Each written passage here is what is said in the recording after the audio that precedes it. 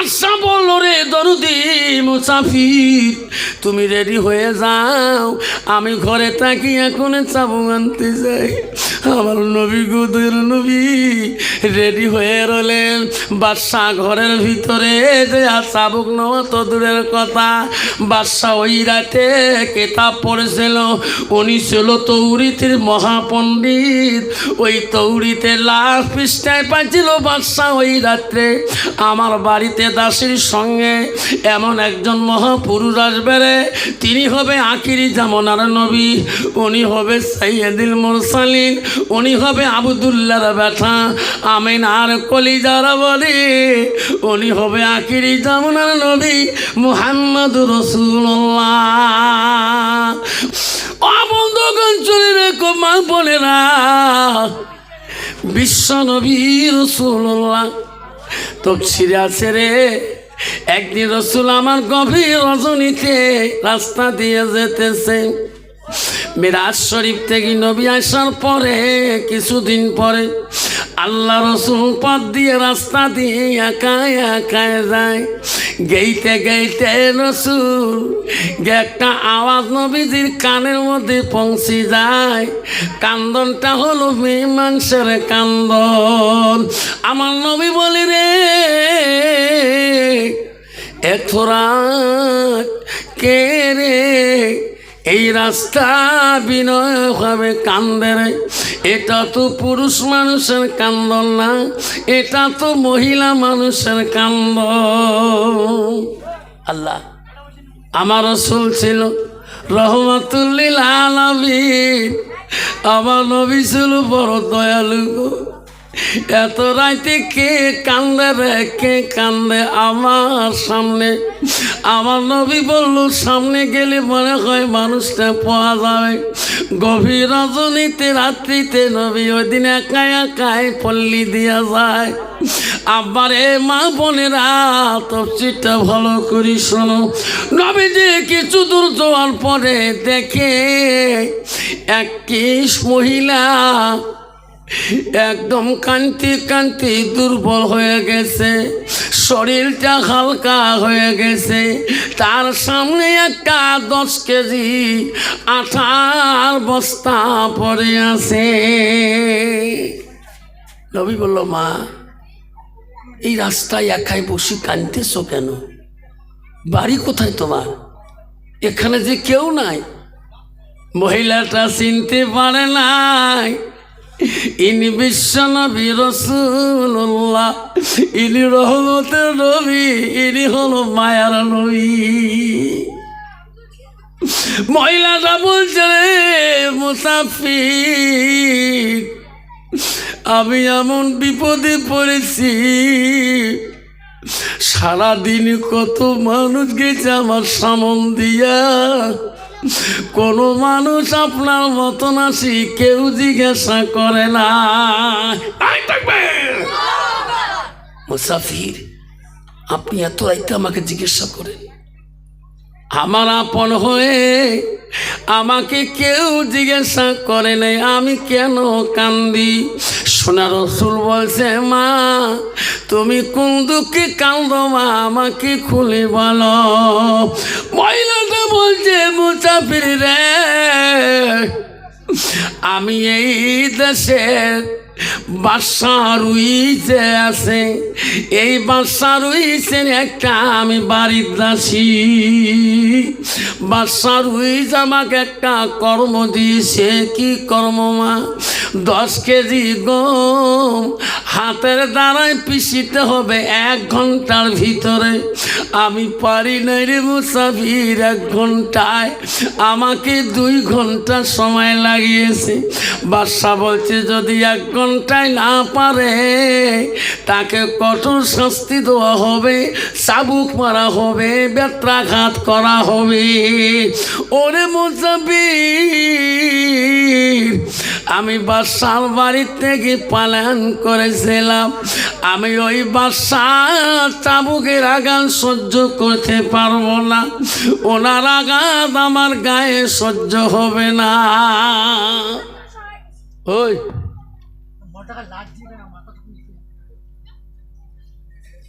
আচ্ছা রসুল আমার কমন দয়ালু ছিলেন, কমন নবী গো।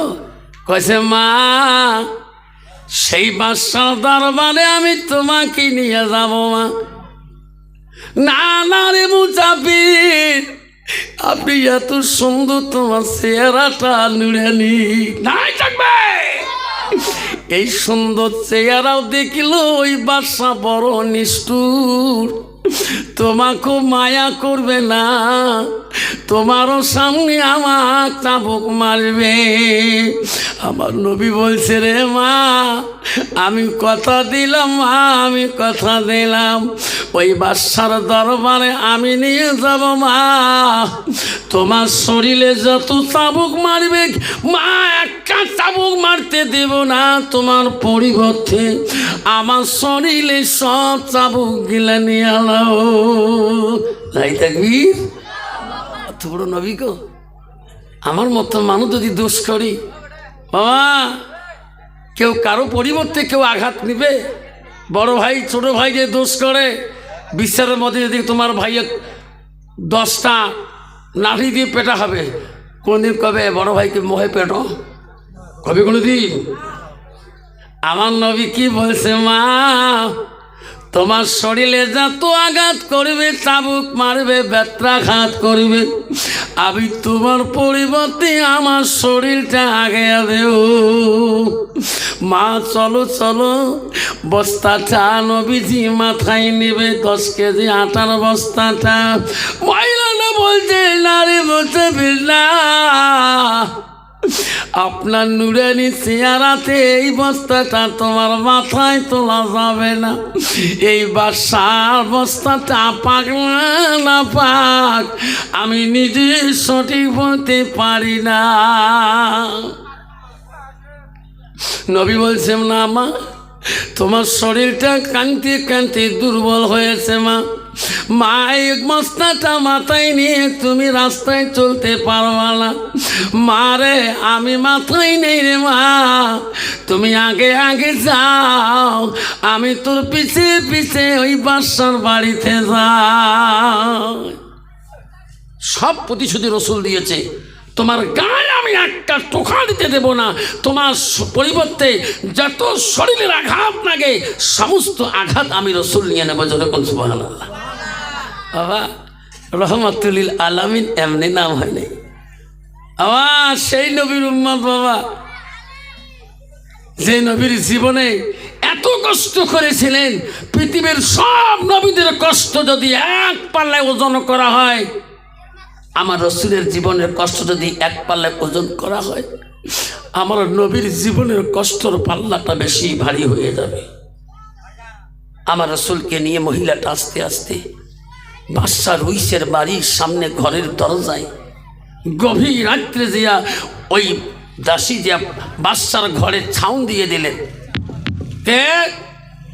মহারাজ আমি তোমার দাসী, এত রাত তুমি তো আমার আইন অমান্য করছো। বাদশা দরজা খুলে দিয়ে দেখে সত্যি দাসী আসিয়েছে ফিরি, যে দাসী আমার ভয়ে পালে গেছে নে। দাসী রে আর তোকে রেখাই দেব না, এত রাইতে তুমি একটা বিগুনা পুরুষের সঙ্গে আসিয়েছ।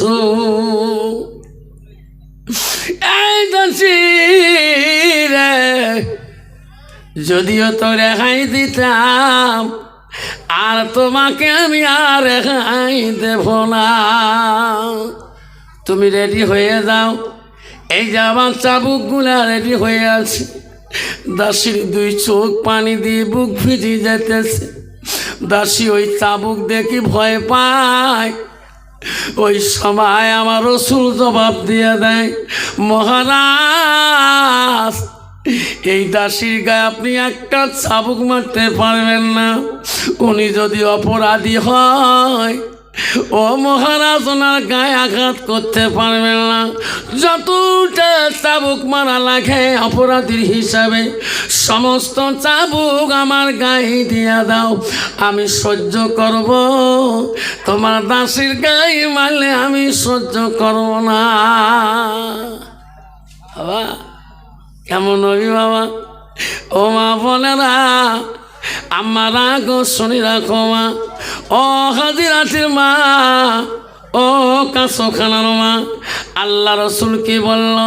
আলমারা আতি যা সাল্লাত খামসাহা, আমার নবী বললেন কোনো একটা মেয়ে যদি 5 ওয়াক্ত নামাজ পড়ে, ওয়াসামা শাহরুহা, ওই মেয়েটা যদি রমজান মাসে রোজা করে, ওয়া সালাত ফারজাহা, ওই মেয়েটা যদি পর্দায় পুশিদায় চলে, আমার রসুল বলবা তাত বালাহা, ওই মেয়েটা যদি স্বামীকে ভালোবাসে, স্বামীর খিদমত করে, আমার রসুল বলল ফাঁকা দেখো মানায় আবু আবির জান্নাতির স্বাদ। নবী বলল ওই নারীটার জন্য আল্লাহ 8টা জান্নাতের দরজা খোলা রাখবে। রাই থাকবি। কিন্তু বাবা ওই মেয়েটা 5 ওয়াক্ত নামাজ পড়তে হলে, আল্লাহওয়ালা করতে হলে, মেয়েটা আল্লাহওয়ালা মুত্তাকিন হতে হবে। যেরকম ঠিক না বিটি? ওই মেয়েটা আল্লাহর কোরআন পানাওয়ালা হতে হবে। ওই মেয়েটার দ্বারাতে ইসলামের কোনো ক্ষতি হবে না, ওই মেয়েটার দ্বারা স্বামীর কোনো ক্ষতি হবে না, ওই মেয়েটার দ্বারা পর্দার কোনো ক্ষতি হবে না, ওই মেয়েটার দ্বারা রমজানের কোনো ক্ষতি হবে না, ওই মেয়েটার দ্বারা শ্বশুরের কোনো ক্ষতি হবে না, ওই মেয়েটার দ্বারা শাশুড়ির কোনো ক্ষতি হবে না। যে মেয়েটা মুত্তাকিন আল্লাহওয়ালা পরহেজগারী হবে। যেরকম ঠিক না বিটি? আমাকে বলে হুজুর দোয়া করেন। কেন? আল্লাহ দিলে 4টে বেটি, তোমরা বয়ান করছেন না? হালা করিয়া হ্যাঁ করছেন না, 1টা বেটি যা, 2টে বেটি যা, 3টে বেটি যা, জান্নাতের মালিক তাই। হুজুর আল্লাহ দিলে 3টে বেটি নিয়ে দাও। ওদিন থেকে আল্লাহ দিলে যেটা বুক ঠান্ডা হয়েছে রে, বেলা নাই নাই মুই এমনি জান্নাতে। আর কয় কিড়ে মাস্টার সাহেব তোরা জান করে তা জানেন না? কুচবিহারের রাসের মেলা মোর বেটি 3টে হয়েছে জ্বালা। দেখছেন? তোমার বেডি কইতে কয় হ্যাঁ জানেন না? তোমার সামনে দা এক তোমার সভা আছে, দিন একটা নটকো বাড়ির বেডি 3টে খোঁজ গাড়িত নাই, সিটত বসছে বলে বারে বারে দেহং কই রে, এটি তো মাইও গুলে নাই, সব গুলে বাবু দেহং গো মাস্টার। বেডি কয় কত সামনে 3টে দেখেন না? বলে বাবু জিন্সের প্যান্ট পিনছে, শার্ট, জানেন না জামনা পরিবর্তন। কত বাবা ওই মেয়ের বাবা জান্নাত যাবার পাবে। যে মেঘ বাবু পানি নিয়ে যাবা রাখছে কুচবিহার রাসের মেলা, বর্তমান যুগের মেয়েরা বাবু নে মাইয়া বোঝাই যায় না। তোর ঠিক না বেঠে? জামানা পরিবর্তন। মক্কা হুজুর দোয়া করেন 3টে বেটি। অত সহজ জান্নাত? রসুল বলছে যার একটা মেয়েটা হবে আল্লাহওয়ালা, কোরআন পড়ানোওয়ালা, ওই মেয়েকে এলেম শিখাইবে, আলমিহি আন্তাবাহু বিহি সাইয়ান, ওই মেয়েটা নিজে কোরআন পড়ে অপরকে শিক্ষা দেবে, ওই মেয়ের বাবা হবে জান্নাতি। অত সহজ? তুই মাই বেটি মাই বাবু বানিয়ে জান্নাত যাবার চাস? তোমার নাই রে বাবা। বাজার ঘাটে গেলে মেমোরি কাম করে না। ট্রেনে যে আসো এই কিছুদিন ওই হ্যাঁ নভেম্বর মাসে বহরমপুর কলগছিয়া প্রোগ্রাম, বহরমপুর ট্রেনে, উত্তরবঙ্গ ট্রেনে S7 ডাব্বা 62 নম্বর সিটে উঠিয়ে দেন, চেনাগুলো সালাম দেয়। ওই ডাব্বা ফিরিয়ে আমারে মুড়ি দেন, সালাম দিয়ে হুজুর সভা আছে না? তোমার বয় ডেইলি ইউটিউব দেখি ওই যাং করে হুজুর বাঙ্গালার যাই থাকো, মুখ সিট ছাড়ি দাও, ওই ঘুমেন। সকাল 7টার ট্রেন পাইবে হলে না? ওই উঠি সুতি আসং দেখ 100 চেঁড়া ইও ঢিকে উইয়ে উই ঢিকে খালি দেহি আসং। একটা চেঁড়া মোবাইল ধরি এত যে ধ্যান দিছে, দেখুন চেঁড়াটা এখান চড়ু গোটায় ফাড়া, চড়ুখান গোটায় দেখা যায়, এটা প্যান্ট ফুসটে ফুসটে ফুসটে ফুসছে। মানে বাঙ্গালোর যাবো তোর ঠেঙে চৌটোর গোটায় ফাড়া, এলে প্যান্ট পিঁধি বাঙ্গালোর যায়। কত আলে মাসি বোঝান, এলে প্যান্টের গুণ বোঝেন। তোমার তো এলে আছে আছে ইস বাবরে, কি প্যানের আহার রে বা, মাথা কাম করে না। মুইয়া কয় বাবা তোমার সিঁড়ি দেন নাকি? না, এলে প্যান্ট খুঁজতে টাউনত কম ভিড়, আবার গোটায় চড়ু দেখা যায়। ওই প্যান্ট ধরি যদি বাবা একবার খাড়া হয়েছে, প্যান্টটার একটা কি গুণ আছে, নিচ পায়ে টানে খালি, মানে খলং খলং ওই প্যান্ট পিন যদি বাবু একবার ছাপড়িছে বাপ শিলিগুড়ি টান গোটায় দেখা যায়। জোরে গান ঠিক না বিঠি? আয় জোরে গান ঠিক না বেটে? ইস আল্লাহ, কতগুলো সেগুলো দেখবেন খালি দোকানে দোকান দেখবেন খালি 5 টাকা পাবা নাইন জেল পড়ি যায় মনটা খালি 5 টাকা দা মার 100 টাকা। আল্লাহ রসুল বলছে তুমি শিখতে পারো বিদ্যা এলেম শিখতে পারো কেন্দ্রে যাও। আল্লাহ রসুল বললো মান সালাকা তারিকান ইলতামিসু ফি ইলমান, তুমি যদি এলেম শিখতে চাও, এলেমের বিদ্যা শিখতে চাও, সেই রাস্তায় তোমার চলতে হবে, সেই কেন্দ্রে তোমার যেতে হবে। রসুল বলল সাল্লাল্লাহু তারিকান ইলাল জান্নাত, সেই রাস্তায় চলে তোর জন্য আল্লাহ জান্নাত দিয়ে দেবে। যখন সুবহানাল্লাহ। বাবা তুমি কলেজ পড়তে পারো, বাবা তুমি ইউনিভার্সিটি পড়তে পারো, ও বেটিরে তুমি হাই সেকেন্ডারি পড়তে পারো, তুমি হাই স্কুলে যেতে পারো, এমই স্কুলে যেতে পারো, ডিগ্রি নিতে বাধা নাই। বাবারে আসাম ভারতে পৃথিবীতে আলেমের দরকার আছে, মৌলানার দরকার আছে, মুক্তির দরকার আছে, ডাক্তারের দরকার আছে, পুলিশের দরকার আছে, ইঞ্জিনিয়ারের দরকার আছে, মণ্ডলের দরকার আছে, উকিলের দরকার আছে, ম্যাজিস্ট্রেটের দরকার আছে, সব ডিগ্রিওয়ালার দরকার আছে সোনা। কিন্তু তার ভিতরে ইসলাম থাকতে হবে। আল্লাহ রসুল বলল লাইফ মেনুন হাদুকুম হাত্তা কুনা হাব্বাইলাইহি মিন ওয়ালিদিহি ওয়া ওয়ালাদিহি ওয়ান নাসি আজমাইন। আমার রসুল বলল ওই মানুষটা অতক্ষণ পর্যন্ত পূর্ণাঙ্গ মুমিন হইতে পারে না, মুসলমান হইতে পারে না, যতক্ষণ পর্যন্ত নিজের ছেলে সন্তান পিতা মাতা অন্য মানুষের থেকে মালো থেকে আমার নবীর ভালোবাসা উম্মতের ভিতরে থাকবে না, অতক্ষণ পর্যন্ত মানুষটা মুমিন হইতে পারে না, মুসলমান হইতে পারে না। বাবা ওই প্যান্টটা জানেন, ওটা হলো খ্রিস্টান নাসরাতের প্যান্ট। মুসলমানের ছেলেকে উলঙ্গে রাঙ্গা বেড়া করার জন্যে ভারতের জমিনে এই প্যান্টটাকে আবিষ্কার করে দিলেন। ওই প্যান্ট পিনিয়ে তোর ভাবির কাছে যাবি, তোর একটা উপযুক্ত বই নেছে হাই সেকেন্ডারি পড়ে, উপযুক্ত ছোট বই নেছে ক্লাস 10 পড়ে, তুই বড় ভাই, তোর আকলাক তোর চরিত্রকে পরিবর্তন করতে হবে। তোর ছোট ভাই তোর থেকে আবার নোংরা প্যান্ট পিনবে, ধরে কোন ঠিক না ঠিক? বাবা তুই যদি ভালো ভালো পরিবর্তন হয়ে যাও, আল্লাহ রসুল বলল তোর যদি হায়া শরম থাকে, তুমি একটা মুসলমানের ঘরে জন্ম নিয়েছো, তুমি কলেজ যেতে পারো, বাধা নাই। আল্লাহ রসুল বলল আল হায়া শুবাতুন মিনাল ঈমান, যার হায়া নাই, যার শরম নাই, তার ঈমান নাই। বিশ্ব রসুল বাদশা রুইসকে বললেন মহারাজ এই দাসীর গায়ে হাত দিবেন না। বাদশা রুইস বলল এই দয়ালু, কোথায় বাড়ি তোমার? আমার দাসী অপরাধী, তুমি এত দয়াল হও কেন? আমার দাসীর বদলে তুমি চাবুক নিবা? বলে হ্যাঁ। বাদশা চলি গেল ঘরের ভিতরে চাবুক আনতে। আমার রসুল দয়ালু রে, ওই 10 কেজি আটার বস্তাটা আমার নবীর মাথার উপরে। আমার নবী বলল রে বাদশা, তোমার দাসী অপরাধী, দাসীর পরিবর্তে আমাকে চাবুক মারো, আমি রাজি আছি। বাদশা বলল রে দরুদি মুসাফির, তুমি রেডি হয়ে যাও, আমি ঘরে থাকি, এখন চাবুক আনতে যাই। আমার নবী গুদের নবী রেডি হয়ে রলেন। বাদশা ঘরের ভিতরে যে চাবুক নেওয়া তো দূরের কথা, বাদশা ওই রাতে কেতাব পড়েছিল, উনি ছিল তৌরিতের মহাপণ্ডিত। ওই তৌরিতে লাশ পৃষ্ঠায় পাইছিল বাদশা ওই রাত্রে আমার বাড়িতে দাসীর সঙ্গে এমন একজন মহাপুরুষ আসবে রে, তিনি হবে আখিরি জামানার নবী, উনি হবে সাইয়্যিদুল মুরসালিন, উনি হবে আব্দুল্লাহর বেটা আমিনার কলিজার বলি, উনি হবে আখিরি জামানার নবী মুহাম্মদুর রাসূলুল্লাহ। মানুষটা রাগ হবে না, যতই রাগ করবা রাগের কথা উত্তর দিবে না। মহাপণ্ডিত বাদশা রুইস কিসের চাবুক নিবে ঘরের ভিতরে, ওই ভিতর দিয়ে গ্রামের মানুষকে সবাই ঘুম থেকে ডাকে তোলে, ভাই আর ঘুমে না রে ভাই, কেন আমার বাড়িতে না? আমি তো তৌরিতের মহাপণ্ডিত, আমি বাদশা রুইস।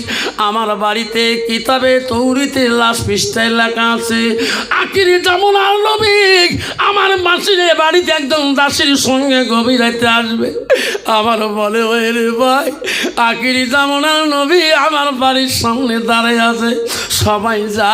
সবাই যায় আমরা ওই নবীর পিছনে কলেমা পড়ি। আমরা 70 সন্ধান নিয়ে কলেমা নিয়ে আমরা মুসলমান হয়ে যাই। রায় থাকবে আব্বা। আল্লাহ রসুল বলল সত্য ধর্ম বাদশা রুইস বেরিয়ে আসছিলেন। আসিয়ে কিসের চাবুক মারবে? আল্লাহ রসুলের 2 পায়ের মধ্যে পড়ে গেলেন। ওগো নবী, আমি বড় অপরাধী, আমি আপনাকে চিনতে পারি নাই। আপনার পরিচয়টা আমি তৌরাত কিতাবে পেয়েছি। সত্যি কি আপনি আব্দুল্লাহর বেটা? আপনি কি আমিনার কলিজার মনি? আপনি কি মুহাম্মদুর রাসূলুল্লাহ? আমার রাসূল বলে হ্যাঁ, আমি আব্দুল্লাহর বেটা, আমি আমিনার ছেলে, আমার নাম মুহাম্মদুর রাসূলুল্লাহ। আমার লোকজন সেই নবী বলে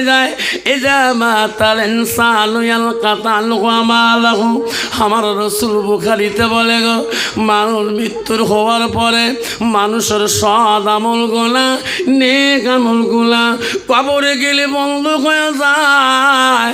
আমার নবী বলল ইল্লা মিন সালাসাতিন, 3টা আমল কবরবাসীর বন্ধ হয় না। ও বন্ধু রে, ও হাজিরাটার বন্ধু, কাছুখানার বন্ধু গো, আজকে তোমার মা কবরে পড়ে আছে, তোমার বাবা কবরে পড়ে আছে গো। আল্লাহ রসুল বলল 3টা আমল কবরবাসীর জন্য বন্ধ থাকে না। 1 নম্বর হল সাদাকাতুল জারিয়া, যারা দুনিয়ার বুকে সাদকা জারিয়া করে দান খয়রাত মা বাবার নামে দিয়ে যায়। আল্লাহ রসুল বাল্মিহি আনতাবাহু বিহি সাইয়ান, যারা ইলম শিখে অপরকে শিক্ষা দেয়, সেই শিক্ষাটা সেই কবরবাসী বাপ মাও পেয়ে থাকে। আল্লাহ রসুল বলল আওলাদুন সালিহুন ইয়াদুলাহু, নেক সন্তানের দোয়া। বাবা মা কবরে শুয়ে পড়া, আব্বা আমার সোনার চালা, আমি সেই ইতিহাসটা বলিয়া যাব গো। ওই বৈজ্ঞানিক কোরআনের হাফেজ হবে কিনা, এমন একটা মা হারা সন্তান, বাবা হারা সন্তান আজকে কাছুখানা মাদ্রাসার মধ্যে আসিয়াছেন। এই মাদ্রাসাতে আল্লাহর কোরআন এই বাচ্চাগুলো মেয়েগুলোকে শিক্ষা দেওয়া হয়। আপনার মালের দ্বারা যদি একটা বাচ্চা যদি কোরআনে হয়ে যায়, শান্তি মতন খেয়ে আল্লাহর কোরআনটা মুখস্থ করে গো, সেই মেয়েটা যতদিন ইলম শিখাইবে অপরকে শিখাইবে, তুমি কবরে শুয়ে শুয়ে সবের অংশীদার হয়ে যাবি। সেই জন্য বলছি বাপ, আমি বন্ধুরে আমি দোয়া করিয়া যাব। আব্বা কেউ যাবেন না, হাতে পায়ে ধরে বলি আব্বা গো, 4টে বাবার হাত তুলি দোয়া নিতে চাই। আসেন কোনো মা হারা সন্তান, আসেন কোনো আব্বা হারা সন্তান। আব্বারে 5,000 কোটি টাকা এই বানান মাদ্রাসায় হাজিরঘাটে বানান মাদ্রাসার জন্যে, হাকিমুল উলুম বানান মাদ্রাসার জন্যে আমি 4টে বাবার নামে আমি দোয়া করতে চাই। কি আছেন গো, মা হারা সন্তান, বাবা হারা সন্তান, একটা বাবা সর্বপ্রথম 5,000 টাকা দিয়ে তোমার মালের দ্বারাই মেয়েটা কোরআনের হাফেজ হয়ে যাবে গো, শান্তি পাবে, কোরআন মুখস্থ করি অপরের কাছে শিক্ষা দিবে। ও বন্ধু, তুমি কবরে শুয়ে শুয়ে সেই সব থাকবি। আসে কোনো বাবা